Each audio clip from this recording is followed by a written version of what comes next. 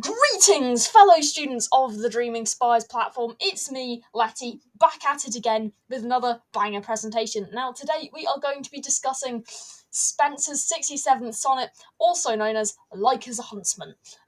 Let's go. Like as a huntsman after weary chase, seeing the game from him escaped away, sits down to rest him in some shady place, with panting hounds beguiled of their prey.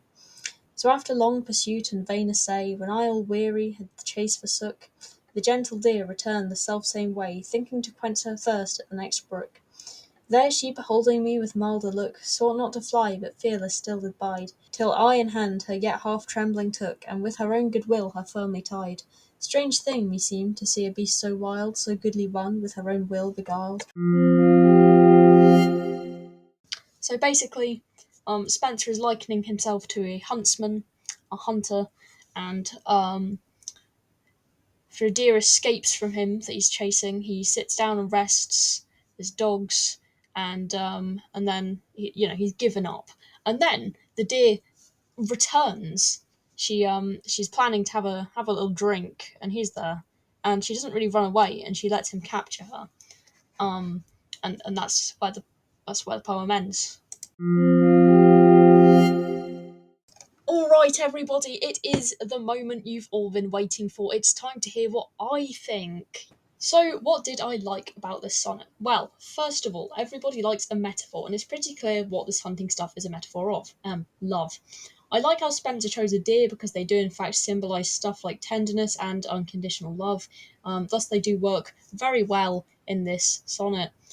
Secondly, I like how the moral was about love only finding you once you stop chasing it. It's a nice message, encouraging people not to push it, take things slow, and let it come to you. Very nice, very wholesome. As for what I didn't like, it's honestly kind of difficult to say. In general, I enjoyed this sonnet. If you had told me at gunpoint, though, I'd probably say that it doesn't have as much depth as some of the other sonnets that Spenser has written. 81, for example. It's rather straightforward and simple when it comes to morals. I don't think that makes it bad by any means, but if I had to criticise it, it would be for that reason. Oh, and just to add, another criticism that I've found is that this whole thing is about saying, when he stopped the chase, then love came to him willingly. And the metaphor does work, but, he's a hunter. We're going to assume he's going to eat the deer, or at the very least kill it. And I'm not sure how that fits in with the whole romantic metaphor that he's going for here. I'm not sure he really thought ahead, but I might be wrong. I might be misinterpreting the whole poem. Who knows? Honestly.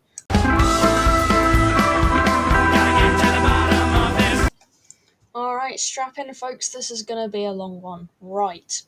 Let's take a closer look at the phrase "till eye in hand her yet half trembling took." Spenser is basically saying he took the deer's hooves in his hand in preparation to tie them, and they were trembling a little.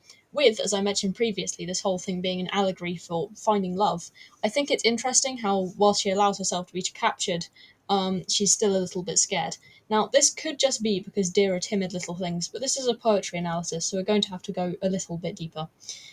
Let's forget for a moment that this is a huntsman and a deer. Right now, we're going to look past that layer and see a man and, well, his love. And love is trembling. She's a little bit scared, but she's still allowing the man, to take her by the hand. Perhaps Spenser is describing how love could be slow and careful and a little bit scary at first, and with the deer's fear being about allowing herself to be captured, there could be some elements of a fear of commitment to romance there. He's taken love by the hand, but there's caution, Now, how does this all work from a technical point of view? Well, I'm glad you asked, because it's a requirement in this presentation.